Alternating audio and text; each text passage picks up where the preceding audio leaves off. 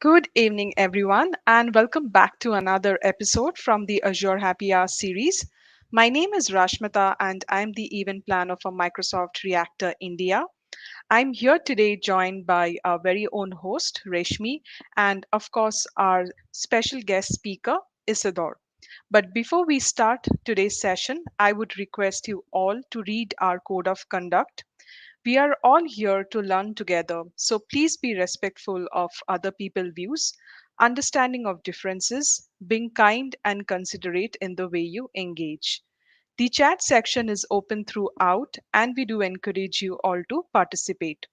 Our speaker will answer all your questions during the session, so please feel free to drop all your questions in the chat section. With this, thank you all once again for joining us today. And let me bring in Reshmi. Hi, Hi, Reshmi. Reshmita. Good evening. How's it Good going? evening. All good. How about you?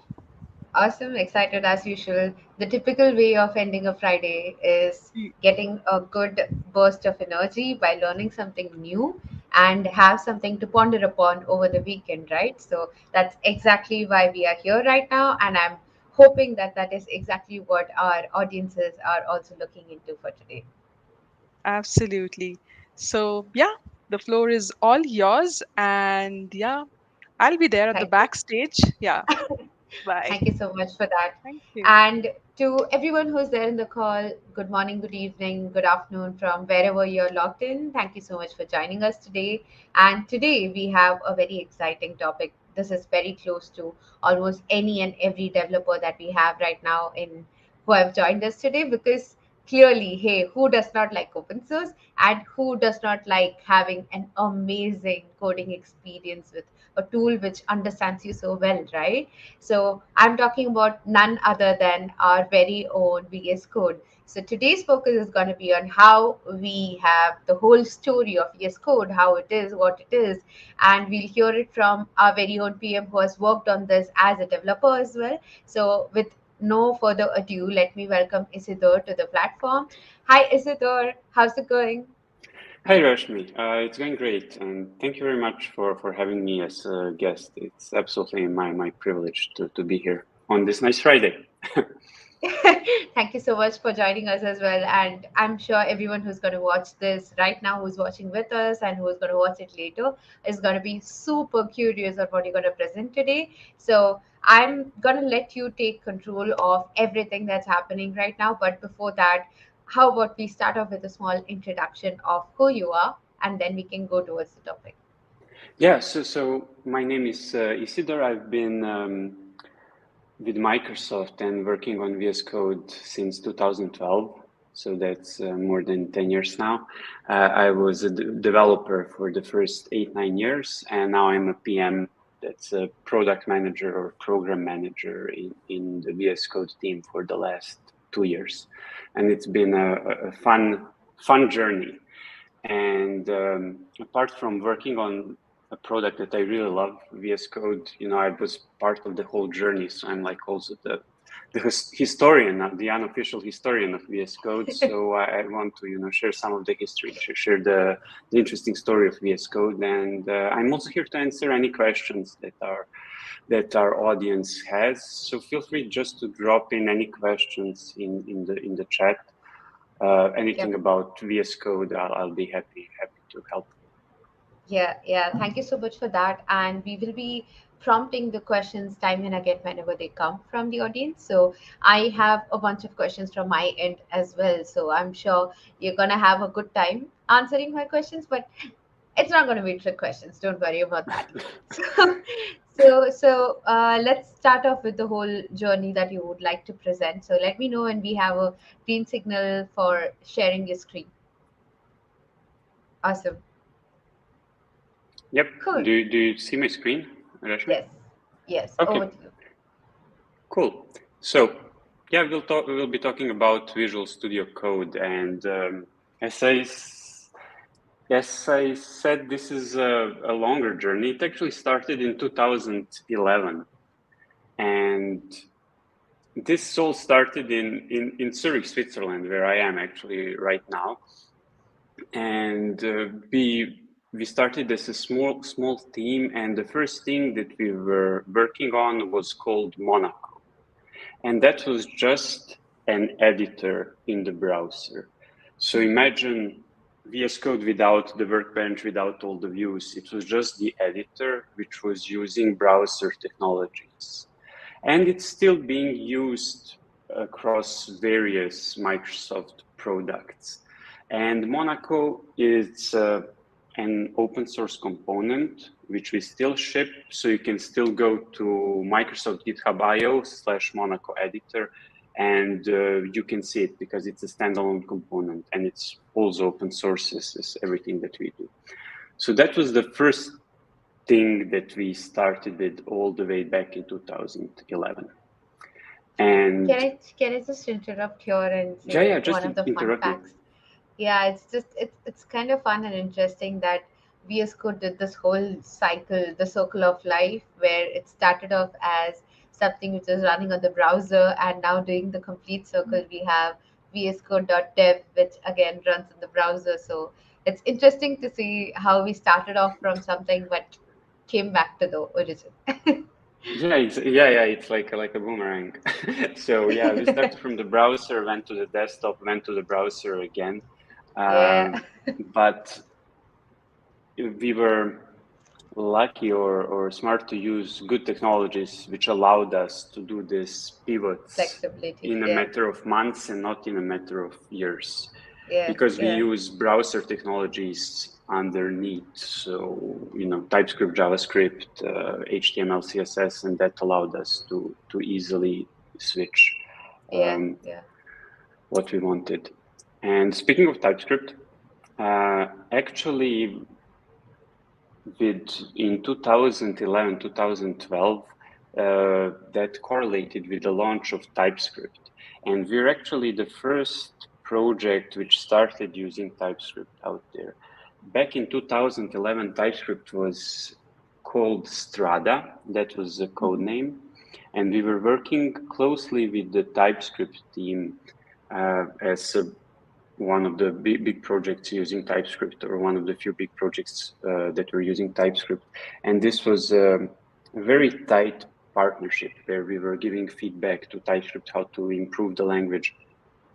And this chart shows that back in 2011, you see the blue bar, that's in our code base. Only a small part of our code was in TypeScript. And then in 2012, you see how this expanded. We sort of saw all the benefits that TypeScript was giving us compared to JavaScript. And already in 2013, we were 100% TypeScript, and we still are. And this allowed us to do refactorings like renames, which were previously maybe would take weeks or days to do them in a matter of minutes. It was really like a fresh shower for the whole team to use TypeScript on this large project compared to JavaScript before. How did that discovery happen, if I may ask? The discovery, well, it was we're teams both working as part of developer division in Microsoft, and somehow our goals, missions aligned. We wanted to be a browser-based code editor, and TypeScript was primarily a technology also for the browsers. So somehow it was, a match made in heaven. Match made in heaven and at the same time. So that worked really well Exactly. for playing the cards. Yeah. Yeah, it's also thanks to our leadership, I think, smart strategy that also helped. Yeah. And I also noticed that at the bottom left of this slide, it says classified as Microsoft Confidential. This is absolutely not confidential. So this is just PowerPoint trying to be overly smart. So feel free to share this. This is all public information. So, and then in 2013, we had this Monaco editor. We started using TypeScript, but we still didn't really have a product. And in order for a team to be impactful at Microsoft, you really need to have a product. You need to ship. And back then, the first product which we shipped, which is actually still working, is Visual Studio Online Monaco. And I want to quickly demo that, which I have right here. So what I'm showing here, this is like the stand-up page for our Zurich engineering team of VS Code, which we custom built. And there's the edit button. And the edit button, because this website is running on Azure, and the edit button basically takes us to this Visual Studio Online Monaco experience. The idea was that this experience allows users to live edit Monaco Azure websites. And you can see how this looks a bit, it looks like VS Code, but it's not really VS Code. You can see that the icons, this is all from like 10 years ago. The Explorer looks different, but it's like an interesting, pat down memory lane. And it's interesting that this actually still works. I think more than the icons, that is more of emphasis, right? Like even though it's like 10 years down the line in technology, it still works for whatever use cases we have. So that's really impressive. Yeah. So wanted to show that as sort of, which was one step on our path, which we launched in 2013. But even though we felt like this was a good proof of concept, we didn't really have millions of users. We had thousands of users. And in order for us to be successful, we needed to get 100x more users, so much more. And then we decided to do a pivot, and this was called Project Ticino. So we decided that we want to do a modern and open and a multi-platform developer tool. So at the time, if you look at Microsoft at those times, this was Satya was just maybe becoming CEO, or Satya maybe became next year CEO.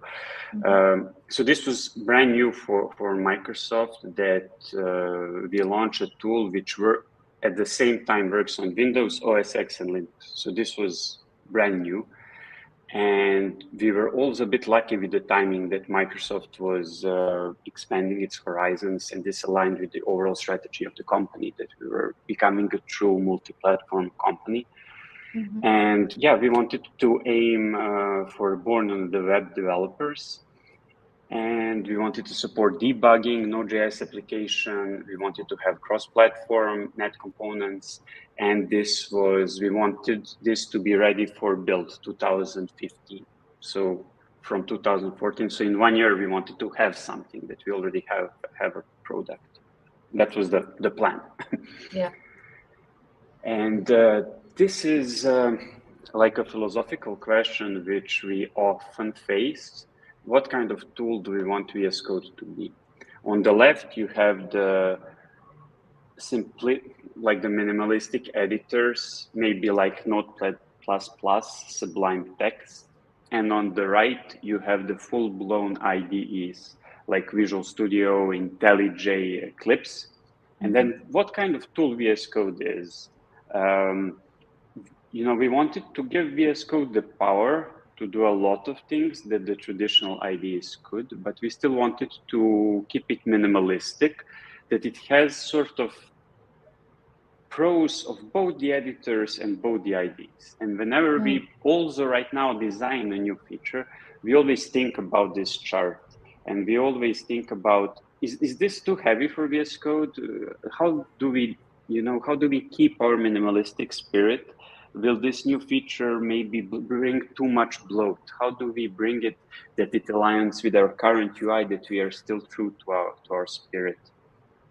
And that's something which we regularly discuss in our can I just daily... ask, is there a reason why the icon is slightly positioned towards the editors? Like, what was the thought process between having like positioning it more towards the editors and lesser towards the ID? And also, is that true for the VS Code as of today?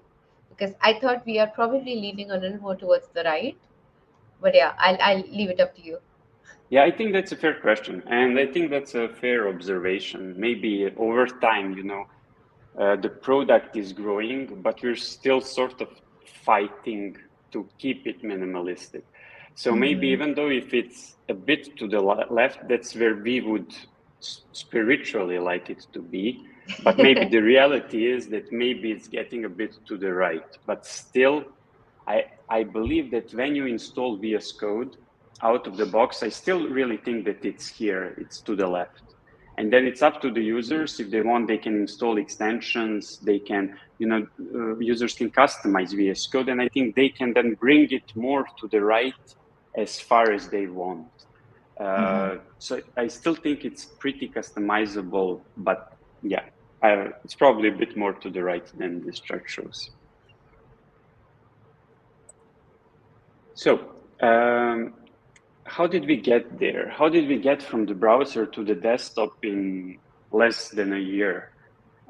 We basically built on the shoulders of giants, on the shoulders of great technology out there, which were contributed by different companies. For example, there's the V8 engine, which is coming from Google, which Chrome uses underneath the hood, which Node.js also uses. And then Electron packages all of that together in a framework which allowed us to be cross-platform.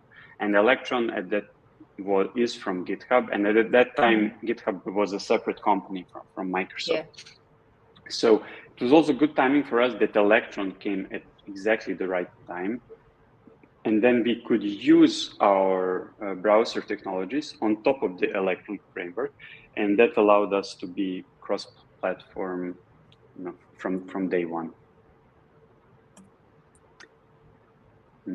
And 2015, at our Microsoft Build conference in May, we announced Visual Studio Code as a preview. And you can see that this is a screenshot from Build at that time. Yeah. And it's a code-optimized editor. We already had IntelliSense, debugging, Git support, and it's on Windows, Mac, and Linux. And that was awesome. We were so happy that we launched, and it was well received at the time.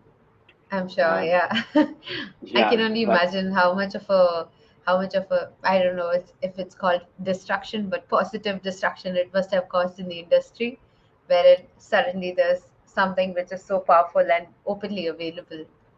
But yeah, I think it changed a lot of things, but still, at the time it launched, so this is May, we still didn't have a lot of features. For example, we still did not support extensions in May.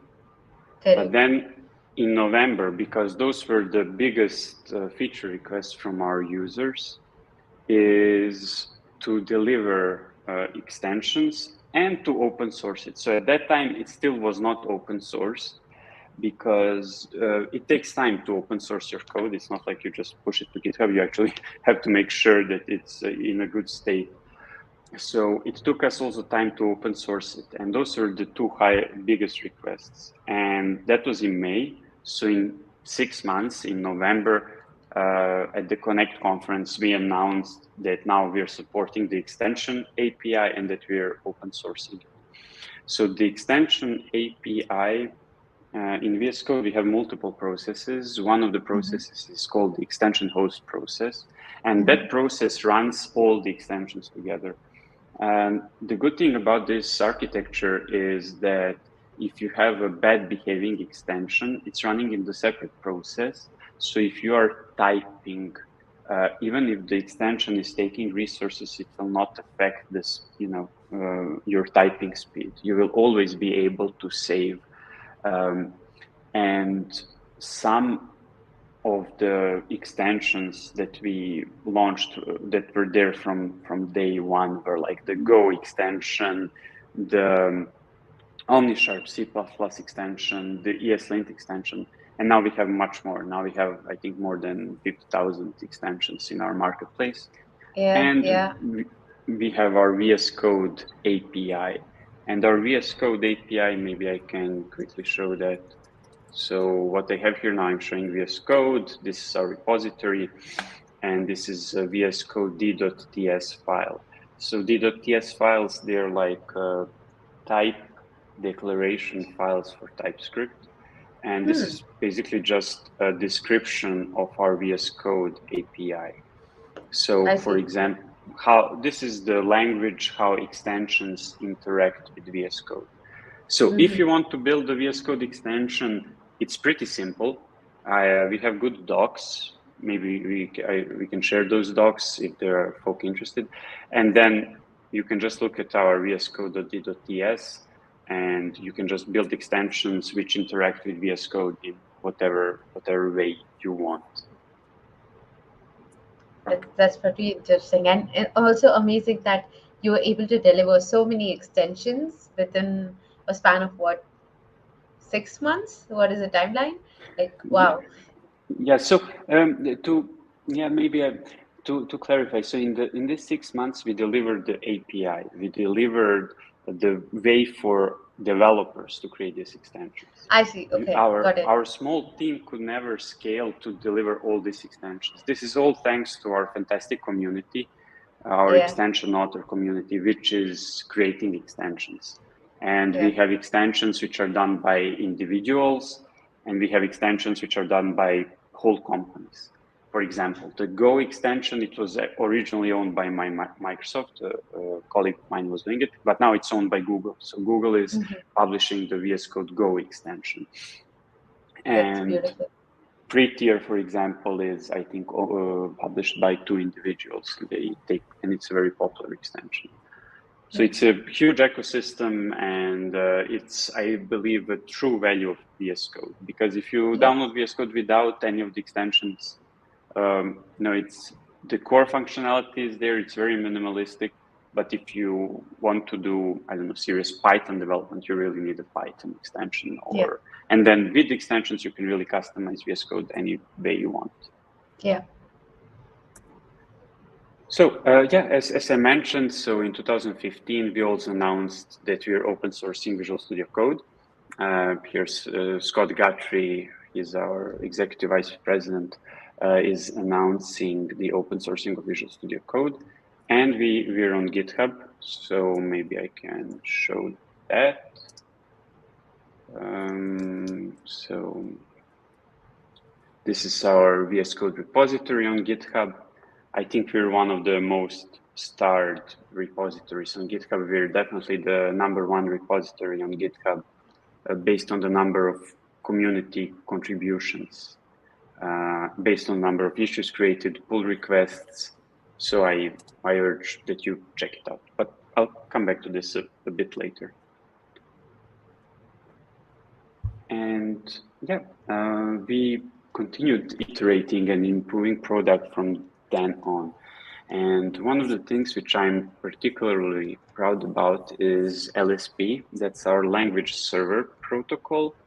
And this is just a language, it's a communication mechanism, how different language extensions talk to different IDEs or text editors. So I really like this image. This is before, no LSP, that the JavaScript extension would have to have 3 implementations, like one to talk to VS Code, one to talk to Visual Studio, one to talk to Vim, one to talk to JetBrains.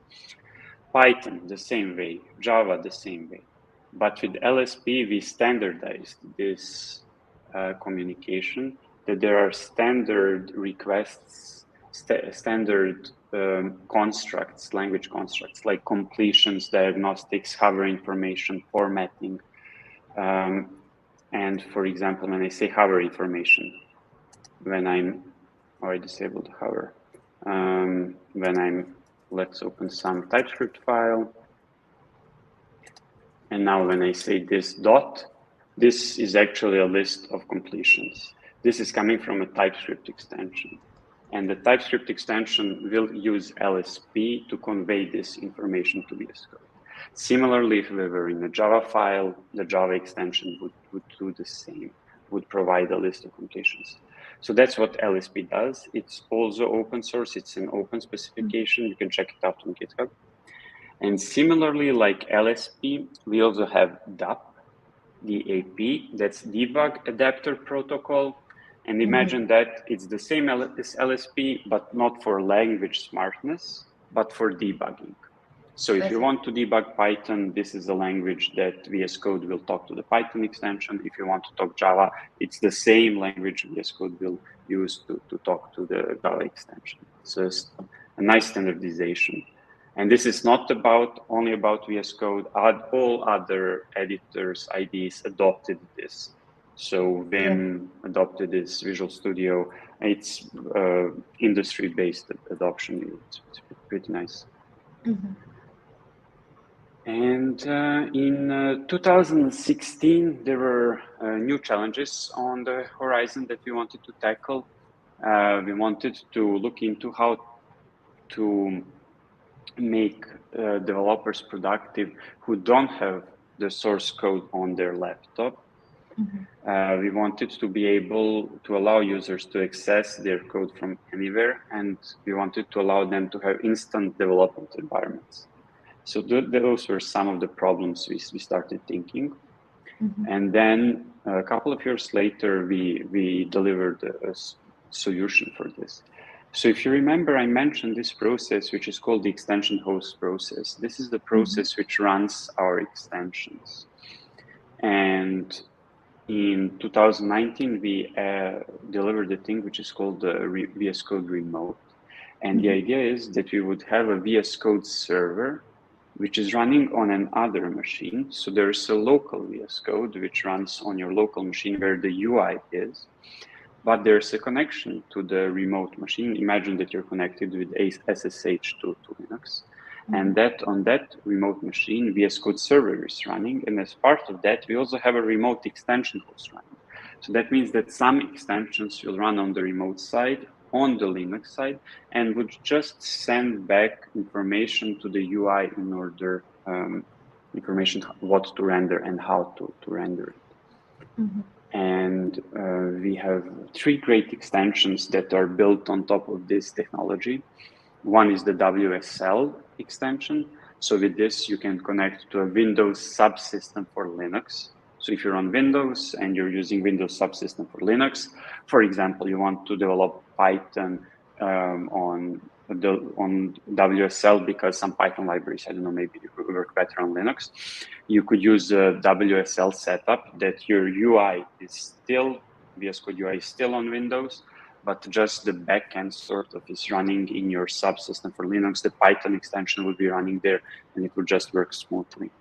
Similar to that, we have the container extension, which allows you to work with Docker, that you can have a remote running under Docker. This is very useful for containerized development if you're preparing for deployments to the cloud. And the last one is over SSH. So the remote can also be connected over SSH, and it should just work seamlessly. That's the idea. So just a quick question over here. It's probably not related specifically to the topic, but I'm just curious because not VS. So VS Studio is something which also is being used very commonly as an ID, right? So how did you see the people respond to or transition between VS Studio and VS Code? Was VS Studio also a thing back then when VS Code was out there in the market? And did we see some sort of migration between these tools, or were people very clear on where to use where? Yeah, a great question. So yes, when we launched, so Visual Studio was a product. Visual Studio, I think, is a great product since I think the last 30 or maybe even more years. And I think for our users, it was pretty clear at what things Visual Studio Code is better at and what things Visual Studio is better. For example, Visual Studio works only on Windows. So if you're not on Windows, then it's, I think, an easy choice that you should just use VS Code. If you're on Windows, there are some scenarios where Visual Studio is strictly better. For example, in the C# development flow. And for .NET C#, and those audiences definitely stick with Visual Studio. And for VS Code, I feel like we have much better support for TypeScript, JavaScript, probably Python, and So it's based on scenarios, and we see also a lot of people that use both. So it's up to each user to figure out what works best for them, obviously. Yeah, It's makes sense. also different design UI philosophies. If you remember Yeah. my slide, VS Code is minimalistic, but some people really like the full-blown power of an IDE with a lot of views, a lot of buttons, and then definitely stylistically, Visual Studio is a better fit for those people. Makes sense because when VS Code happened, VS Code was not specific to one platform. It was like open to all the platforms, and people who were using languages like .NET also had the option of coming here, right? So I was just curious, like, did we see some sort of um, migration, or did we see some sort of cannibalization, anything of Yeah. that sort? That was one question which I had, and another one which I had was regarding how much of this whole code dev environment that we have in terms of VS Code. So all these features that we are talking about since the last 5-10 minutes, right? Like every year when we are like bringing enhancements, how you mentioned that extensions were a good contribution from the community. The other features that we're talking about, the remote and remote extensions, how many of these have our community contributing? How many of these are coming just from the internal teams? Yeah. So your first question for VS Code versus Visual Studio for .NET. When VS Code launched, we had .NET support, but that support was pretty limited. It wasn't high quality like Visual Studio is. So we definitely didn't see, as you say, cannibalization of .NET users from Visual Studio. That definitely did not happen. And as for the extensions for which are coming from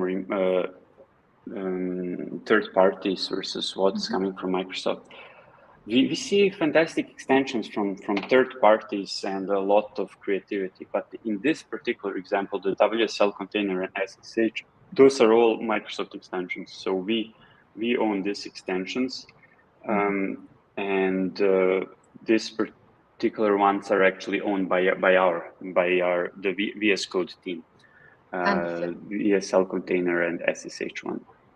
Got it. Yeah. We do have a question in the chat for Yep. SSH extension, but it also has a slight touch on CoPilot. So I thought maybe we can do the timeline journey right now, and then I can pick this question. Yeah, so sounds good. Sounds good. And yeah, using the same technology, so the remote server, as in this particular example, you can run the remote server on the WSL, Windows Subsystem for Linux, or in a Docker container. In 2021, we launched a product which is based on this technology, and that's GitHub Codespaces. So GitHub Codespaces can be running in the browser, that the UI is browser specific, but that the remote is running in a VM, which is running on Azure, and then VM has a container. And it's basically the same technology, but it's also nicely connected to the whole GitHub infrastructure, that on each repository you can choose to open a code space. And similarly, like you can open it in the browser, you can open it in VS Code desktop. And I think everybody saw code spaces. I can maybe quickly demo it. So here I have a VS Code repository. I'm just saying, hey, create me a code space on this repository. And you can see it's pretty fast. So this is not a cooked demo. I didn't even plan to show this. Yeah. So I think it should be up in less than a minute, and then I There can is there is just another shortcut as well, right? Like you can do command and period or something of that sort. Also, there was there, right? yeah, exactly. There's another thing. I'll show that. I'll show that soon. Okay, got So it. Sorry for the let spoiler. yeah, no worries, no worries. So it seems like it's more than 10 seconds, but it should, I think, still be less than a minute. So here we're basically building a container which will have all the source code of the VS Code repository running. And here we are. So I'm now in the browser, but I'm actually connected to this remote. You can see I can do ls, and I can do whatever I want here. I can compile my code and I can be productive. Or if I want, I can also say, hey, I would prefer to open this in VS Code local. So I can do something like this. I can say, hey, open this in VS Code Insiders. And What's then, VS Code Insider? yeah, I'll also, this is like VS Code, which nightly, which just gets updated every day. So it's like regular VS Code. Seems like I have, okay, let me not go through the audience now for the audience. But the idea with this is that you can connect to a code space from the browser or from a desktop. Yeah. And the insiders one, that's the green icon, and this is this VS Code stable, which is the blue one. But I'll talk more about also insiders soon. And this is, I think, Reshmi, what you spoiled. This is the dot feature, right? So if you open any repository, you can also press dot. So I just now press dot here, and this should be hopefully instantaneous. Also a live demo, which I did not prepare for. There's a funny story to this. I was not aware of this shortcut, and I was going through some repository for preparing a demo for one of the talks, and I clicked the dot by mistake, and suddenly a pop-up, like a browser just opened, a window opened wherein this whole vscode.dev was there, and I'm like, what just happened? Did I break something? How did this even happen? And then I googled to figure if this is a thing, and I was so surprised, and at the ease at which I got an editor ready with me, which has access to the whole code base, and all I had to do was press a dot. I mean, like, wow, I was completely mind blown. Yeah. So the idea why we use a dot is, in the terminal, you can, how you open VS Code is you say code dot. Code dot, yeah. And that's how you open it. So then we were thinking, oh, it would be cool if you press dot in GitHub and you get the same. So, but the difference between this and the code space is that imagine this is a light version of a code space, because if I open the terminal, I don't have a terminal. This is just running in the browser. That is not connected to a VM. And the technologies in the browser are progressing every day, and more things are possible, but still some things are not possible. Like I cannot run Python easily, even though people are working on making this possible. I cannot, compile C++. I cannot run the terminal. So this is more like a lightweight experience. And also not all of the extensions will be available there, for example, because some extensions, they need Node.js execution. And this would not work in this experience because Node.js cannot just run in the browser. For that, you need a code space. But it's a nice thing, a nice lightweight experience if you want to inspect some repository in more detail instead of using the GitHub UI. Yeah. Cool. So that's what we launched in 2021. Another thing which we launched is GitHub CoPilot, AI tools in VS Code. And so it's already 2 years in our marketplace, GitHub CoPilot. And as you see in the image below, this is how this is the initial experience that we delivered, something what we call ghost text, which is you start typing and then CoPilot automatically reads your mind and fulfills what you would expect it to do. And what we're particularly proud of is that developers really love CoPilot, and we've done multiple studies. And you can see on the right some of the results of these studies that 88% of the participants in the study say that they are more productive with CoPilot, that they are more satisfied, and that CoPilot allows them to, so that the developers focus on the tasks that they need to focus, and CoPilot, helps with the busy work, with the boring stuff, and that people feel more efficient and fulfilled their work. Yeah. And Yeah. Reshmi, I know you said there's a Copilot question, so this might be a good Yes. time. Yeah, yeah, that's actually a good segue. Let me just bring up the question. So this is Rajiv who is asking us that they use SSH extension for VS Code on their office laptop to connect to their Mac machine, and they use GitHub Copilot. It works locally with no issue. But when they use SSH extension to run codes on the Mac, GitHub Copilot does not really work. Is there any tweak that they have missed? Mhm. Is there some additional configuration? So this should work. This should just work. I don't know why it doesn't work, but I would love if our viewer would just file a new issue in our Mhm. repository. So this is our repository, the GitHub Microsoft VS Code. So just go to the issues and just say new issue, and just what you just asked us, just file with some reproducible steps, and at the end just ping me Isidore N. So then I'll for sure see it, and then we'll try to find a solution. But this should work. I'm Yeah, not sure why it's not working for you. yeah. Just it's probably could be a bug on our end as well. We never know, but good Yeah, that it's it being it brought. might be a bug, Yeah, exactly. Yeah, I'm not saying good. it's not a bug, but I'm just saying in theory it should work.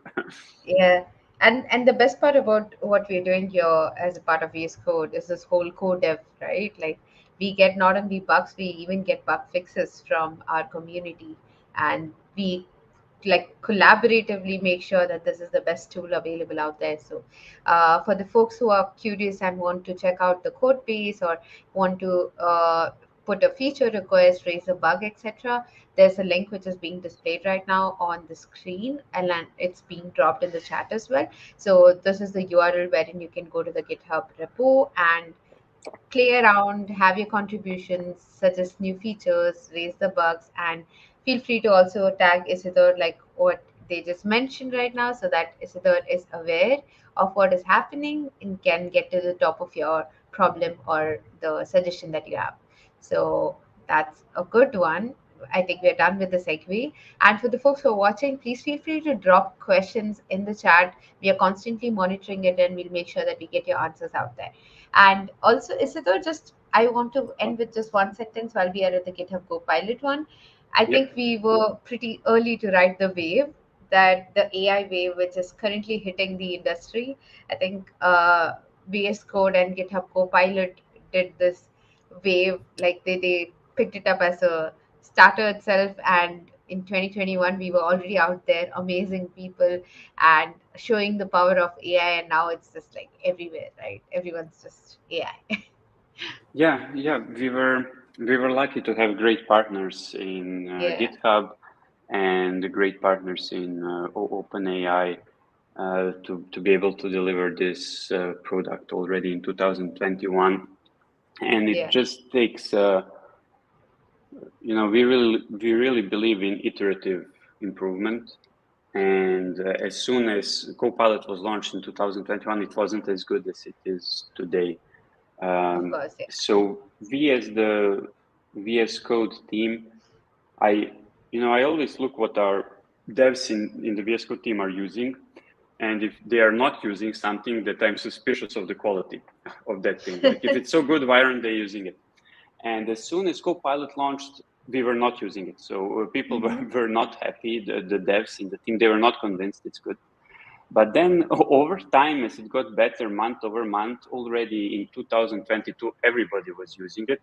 Everybody Hmm. was convinced it's super good. And now I remember like the best insight showcase that shows how good it is was 3 months ago. We broke something in Copilot in Insiders, so in our nightly build, and it was not working for one day, and Hmm. everybody was pissed. Everybody was angry that it's not working. So I love this transformation from 2 years ago. Nobody wanted to use it, and now 2 years later, everybody is very pissed when it's not working, and they're refusing to work. So that was Yeah. absolutely hilarious. Do you think it's gonna reach a stage where people are like extremely dependent on Copilot, and it's gonna uh, be irreplaceable for our developer world? I think it's the same as, when it's the same as if you ask, are developers dependent on language smarts Mm-hmm. that the IDE or VS Code is giving them, like IntelliSense? Intelligence, yeah. So let's say if we took IntelliSense away 5 years ago, would developers be, how much are developers dependent on IntelliSense 5 years ago? I think they are, not all of them, but a lot of them. I was a developer at that time and I was really dependent on it. So if somebody took away Yeah. IntelliSense for me, I would not be happy and I would be less Yeah. productive. I feel like the same thing will happen if it's not already happening with Copilot. So, Yeah. Yeah. It's in for good, yeah. I get it. yeah. Uh, okay. So apart from, so let me show some other Copilot things since maybe I can demo. So as I said, this is everything non-prepared. So, the usual, we can, as we're doing, we're always getting, so this ghost text, this is basically Copilot now on the exchange state. Mm-hmm. Is new emitter. So Copilot is trying to predict what I want here, even though now it's duplicating stuff. But Mm-hmm. you all know this. Let me open because I have a repository which I think has some good examples that for AI, which is more simple than the VS Code repo. And apart from that, we are working now on some new features. For example, we have the Inline Editor, where you can Uh-huh. ask Copilot to do something. And Copilot, you see maybe the light blue around it. That's sort of the context that the Copilot will operate on. And the regular Copilot or the Ghost text ones, they're great for adding stuff, but they're not so good for modifying stuff or refactoring code. And for that, we have this new experience. So here I will say if the request is coming from ChatGPT, that we only send the first 20 episodes as a response. It's just a change on this method. And then once we request something, it comes back. The code changes are right here in the editor. And this is the inline diff view. So you can see what got added, what got removed. And you can, Copilot is not always right. You can, do changes as you want. You can say, Mm-hmm. hey, this should not be triple equal. This should be includes. You have the nice IntelliSense here. And then once you're happy, you can say accept, and Copilot, helped you there. And then apart from that, we have the regular chat on the side, which now here I keep on the right, and you can just ask Copilot whatever you want about your code base. And for me, it's particularly good when I want to generate something new, like Mm-hmm. help me. I think this is something that we're working on, like create workspace. And then you can say new TypeScript Express server, and then Copilot comes back and gives an outline of the results. Now we're working on some experiences to make this even smoother. That there will be a button, create Mm. workspace, which would just create a workspace with this proposed. So let's just try that. So this is Wow. actually from a couple of days ago. Let's see if it actually works. And we're actively working on this. So obviously it's not yet polished. So let's just choose a destination for this folder.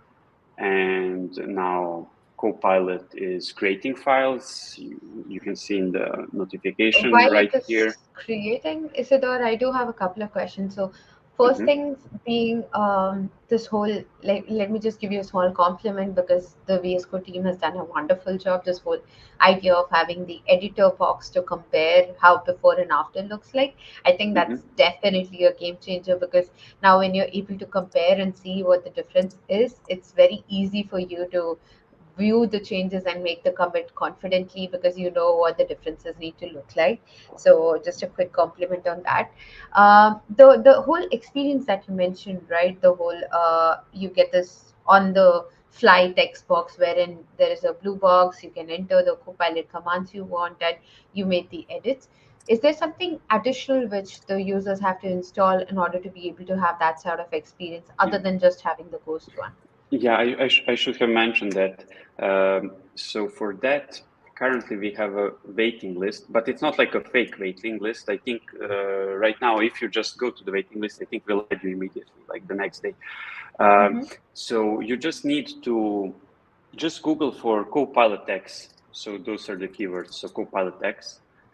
There will be a wait list. So if you go CoPilot X, you can join the wait list here. And you should get added in the next couple of days. If you don't get added, feel free to ping me on Twitter. So this is my handle. And then you just need to use the GitHub CoPilot Nightly extension, and you need to disable the regular CoPilot extension, and that's it. Then you'll have the new experience. Yeah, This is the new, we do and have soon someone. we expect that all CoPilot users will get access to this. I Yeah, expect this yeah, to happen second half of this year. So go ahead, yeah. Reshmi, I cut you off. Yeah, this is good. Second half being basically today's 30th June. So second half is any time starting tomorrow. So I'm happy Yeah, about that. tomorrow. We Exactly. did have someone in the chat ask about the same. So Fuel's Neighbor had asked if what is the difference between Copilot and Copilot X. I think one example that we saw right now, wherein we have this whole on-screen editor and additional chat feature, wherein you can just ask the code to be explained or create a workspace like what Isitor is currently trying. These are a couple of examples, but Isitor, if you want to elaborate a bit more on what are other very prominent differences that we have in Copilot and Copilot X. Yeah, so Copilot X are these new two features which we have in VS Code, but as part of Copilot X, we're also doing some changes on GitHub itself, that the GitHub will have some Copilot powered experiences, like when you're creating PRs on GitHub, this will also be AI powered. But currently, at least from we're looking at this as one Copilot experience, just some of the X things, they're still on the wait list. We're still, iterating a lot on them. Like every month, things might change a lot until we figure out that we have nailed the product, that we have nailed the experience. But over time, all these things should get to the Copilot extension, and there will not be a wait list, and everybody will just be able to use this as much as they want. That's our vision. Yeah, that sounds like a very plausible vision, and I would love to be a part of it. I just realized that even I don't have Copilot X. I'm also still living with the just the ghost prompt. I think it's time even I go there. Yeah, we'll add you. But We'll add you. and I'm also going to drop you a ping if I don't get access. So Yeah, this should be exactly. good. We do have a couple more questions in the chat. Let me know if you would like to pick them now, or if the workspace is ready. Do we want to complete the demo? How do you want to do that? So let's pick one more question, and then Okay. the rest maybe we pick up later, Okay. if that's Okay. okay. Awesome. Yeah. So we have Pradham Abhilash asking us, in terms of code generation, is the GitHub Copilot similar to the Chat GPT, or internally does the Copilot replicate the same LLMs, or does it use Chat GPT APIs? Yeah, so it is similar. It's not the same. It's using different models. Now, I'm Mm-hmm. not a LLM expert. I'm not a AI expert. So I think those are better questions for some of the GitHub or OpenAI people. So, this is just my understanding of it. It's using the different models for achieving, maybe when you use it, similar functionality. But ChatGPT, it's a general thing. It can answer any questions from, if you wanted to quote Shakespeare to, what's the best sci-fi novel. It can answer all those questions. And Copilot, it's very much, specialized for code, for coding needs. So that's why it has different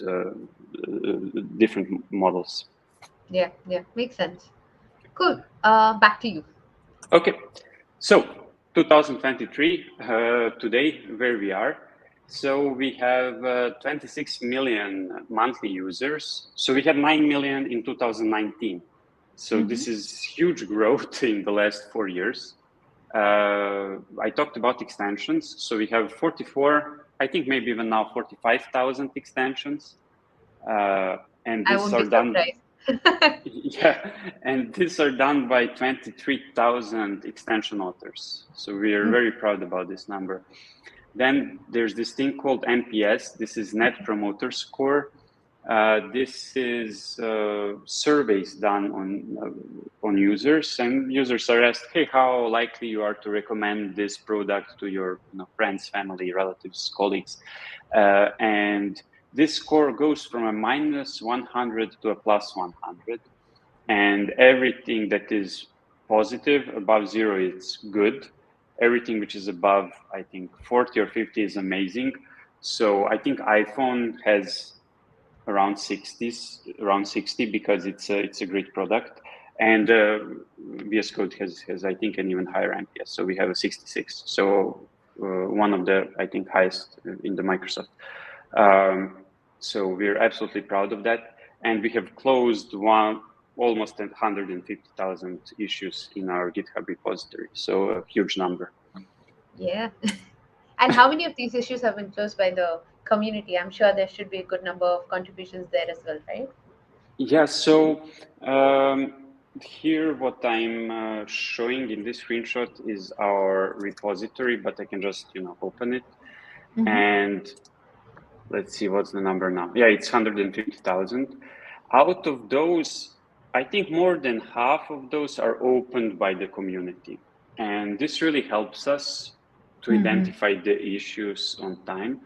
And out of those, a lot have been closed and fixed by the community, because we also had a huge number of pull requests. You see 21,000 pull requests. Some are from the team, some are from the community. I don't have exact statistics, but I would say at least 20% roughly are from the community, and that's something which we are also very, very proud of. Yeah, yeah. Also, when you look at these issues, they're not all, bugs and problems with the product. A lot of them are feature requests of what people want from the product. And when I look at these large numbers here, so here I'm sorting by upvotes. I see, passion, community passion for the product. That Yeah. the most upvoted issues, it has almost 3,000 upvotes, and we really like seeing the emotions of our users, even though sometimes obviously it's negative. It still shows how much users care for VS Code as the Yeah. product. Yeah. Yeah. Now a bit about our team. So we're a distributed team. As I said, we started in Zurich, but we're not just in Zurich. We have a huge team in Redmond. We have a team in Vancouver. We have team members from Weda, Edinburgh, Mountain View. In total, we're 36 devs, 6 PMs, so I'm one of the PMs. We have 1 doc writer, 2 designers, 3 advocates, and 1 UX researcher. And it's not like And we the only... whole community. Yeah, and plus the community, exactly. Plus a lot of our community members, which actually make us successful. And Yes. it's not like we just work on the core product. We work also on extensions, like the remote extensions, the Python extension, GitHub pull request extension. We also have some collaborations which we work on, like we contribute to Electron, to Extern.js, which is a library for our terminal, and we deliver some components like the Monaco Editor, which are standalone used by different products. And yeah, we've been shipping monthly with quality since 10 years. So every milestone, we have our iteration plan for that milestone. And that's basically what we plan to do for that month. 1 milestone equals 1 month. And here you can see we have closed more than 80 of those iteration plans. So this is more than 80 releases of VS Code. And we really improve the product bit by bit, month over month, milestone over milestone. And we just ship monthly every month. And now, speaking of a month, how we ship each month is actually split into weeks. And then how we split this work is that the first week of each month, we're doing debt reduction. This is like engineering debt, which accumulates over time. And then developers can just work on whatever engineering debt they want. They can fix bugs or they can refactor code. And apart from that, we're also working on our iteration plan. So we're planning what we will do for next milestone. And this is bottom up. Each team member has input on the plan, what they think we should work on. And we also take community input very seriously. Like we look into what are the highest upvoted issues, what the community wants, and then we take all of that into account and then we create our plan. And then in the next 2 to 3 weeks of the month, we execute on this plan. So we develop and we have our team stand-ups, which are not like regular agile fast stand-ups. These are usually an hour. We go deep into discussions and they're very demo driven. So the idea is that we will demo everything that we are working on, and the whole philosophy is like share often and early. So as soon as you have something to demo, you would demo it in the stand-up, you would get feedback, we would go deep into discussion, and then based on that, we would iterate. And then the last week of milestone, we would do a thing which we call an end game. That's the week when we test and we fix. We don't work on new feature work, so we will just, everybody tests. We have tools which help us in this process. We have bots which randomize testers so that, for example, I get to test my colleague's feature, they get to test my features, and then we file issues to each other based on the bugs we hit or based on ideas how we think those features could be improved.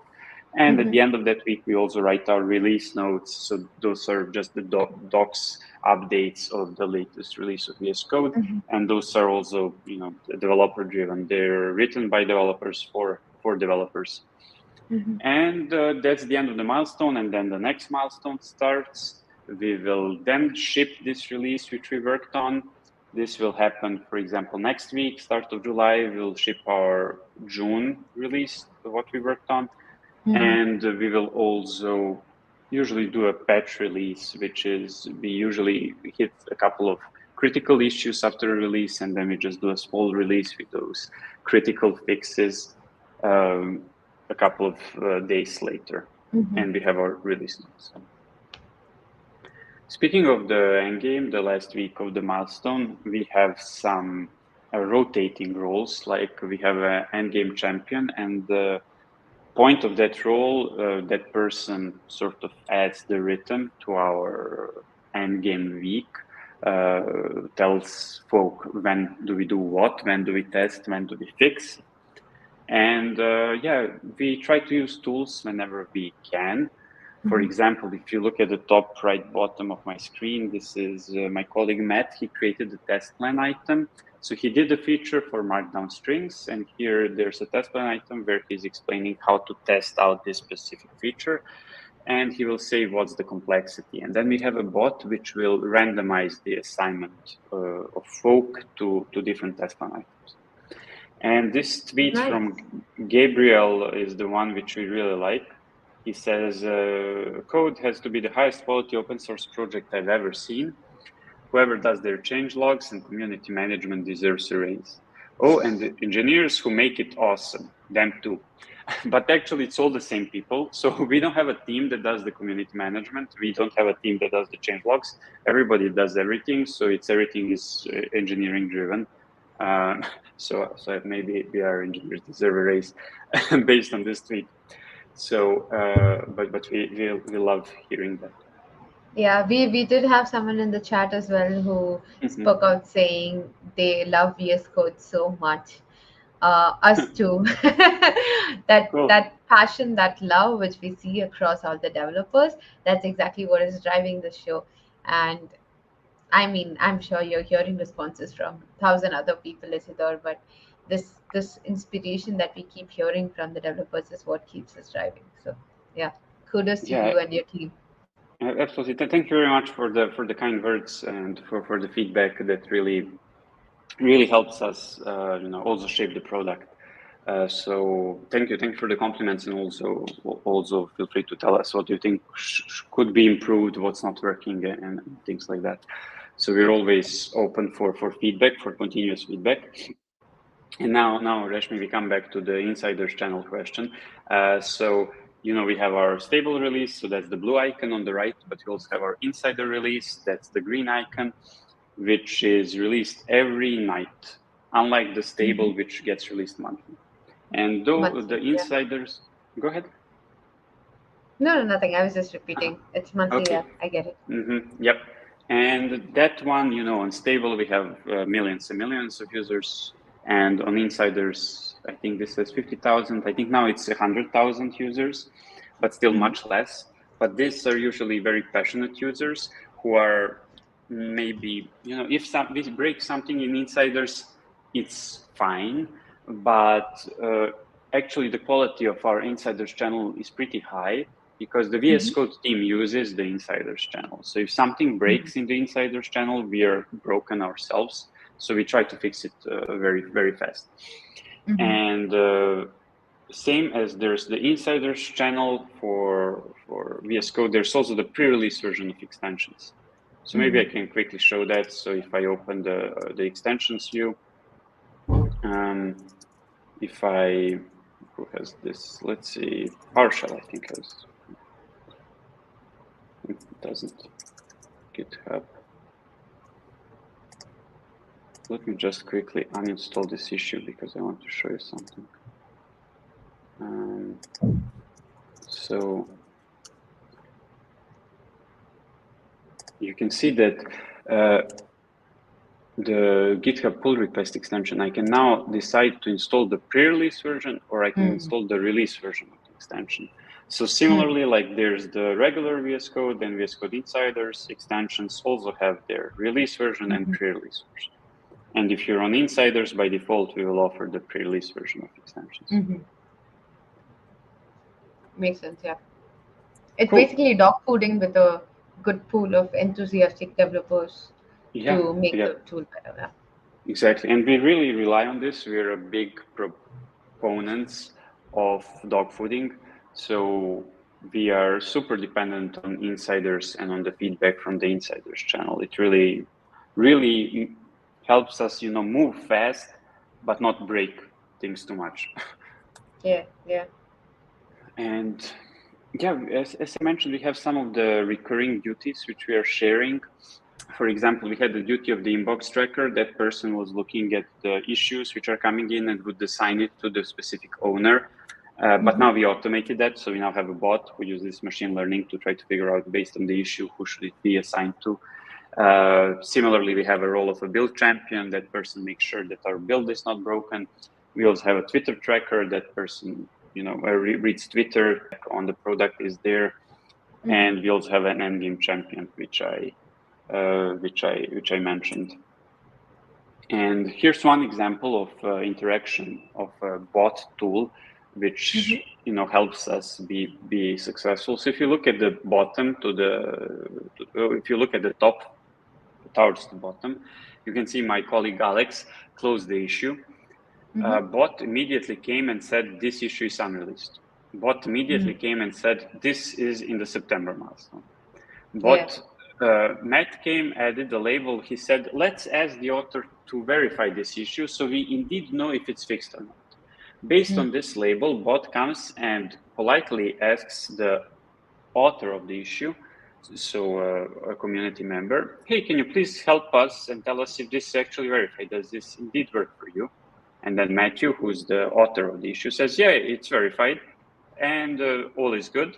And then we can add the verify the label, which, we want to verify all the issues that we fix, just so we are sure that, we indeed fix the issue for our users.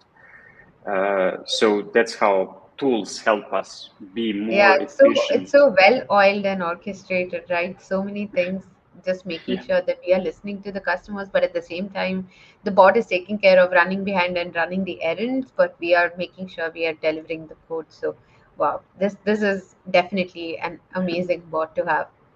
Yeah, yeah, because we had this challenge because we get a lot of issues coming in, more than 100 issues every day, I think. And then Yeah. how does this scale? Because we're not such a huge team. How does this scale to our team? And then we really had to invest in this automation just so we could, fight with this number of issues. Mhm. And another one of our principles is being zero distance from the community. So as I said, we have no support team. When you go to GitHub, you will talk directly to our PMs or to our developers. And we really believe in transparency. So we have our roadmap, which is public. Mhm. So currently we're actually working on a new one. But if you go to our site, you can see our roadmap for 21, 22. Mhm. We also have all our iteration plans are public. Our team tries to be responsive on different social channels, like on Twitter, Stack Overflow, Gitter, and Slack. We are responsive to GitHub issues. Team sees issue almost always on the same day. And we listen to feedback. We treat feedback very seriously. Mhm. Like, for example, at the beginning, when we launched VS Code, we didn't really support tabs, editor tabs. We thought they're not needed. So let me just hide some of these things. We thought they're not needed. And if you look at how I'm using VS Code, I actually don't have tabs enabled. Mhm. So we thought that's the way how it should be, that people don't really need tabs. But then we were obviously wrong. So a lot of users wanted tabs. We listened and we designed the feature based on user feedback, and we obviously added tabs, even though some people in the VS Code team we still don't use tabs because we really like our quick pick, so we Yeah. just use quick pick to navigate. But that's just one silly example of a feature which we added. We also added, based on community feedback, support for multi-root folders, support for icons, the merge editor, and so on. Mhm. And we love to accept PRs, and we always acknowledge them in a thank you as part of our release notes. Cool. Yeah. So to recap, like this 10-year journey is, how did we create this overnight success, like 10 years in the making? So we were willing to continually improve the product. So every month we are not shy to ship some feature. It doesn't have to be perfect, but we ship it. But we Mhm. don't just drop the ball. Then we continue iterating, we continue improving it until we perfect it. We Mhm. were patient. So if you remember, we wanted to have a web-based editor, and even when we started in 2013, maybe the technology was not there. We were Mhm. still patiently innovating. We didn't really give up on our vision. We were fit because, if you remember, 20% of our time we do on debt reduction. This Mhm. first week of the milestone, when engineers can fix codes to be in a better shape, because we have code in a good shape. This allowed us to quickly change these architectures to be fit to pivot between web, desktop, web again, supporting remote AI, Mhm. and we are always willing to pivot. And above all else, we were, I think, very lucky with timing. When we decided to be a cross-platform tool, to be open source, Microsoft strategy also aligned with that. Mhm. Electron was there at the right time, and I felt that you need luck to be successful, and I think we definitely were. Yeah. So that's it. That's, I think, what took us to where we are today. Awesome. And I know we are a little bit over time as well, but I still see that there's a constant pool of questions which are diving in. So I hope that the next couple of minutes, maybe we can, Isidore, we can probably reserve to discuss the questions. Yeah. So Let's go over the questions while we have time. yeah, so I'm just gonna bring your screen out of the frame so that we can bring the question up out there. You can read it as well. So Okay.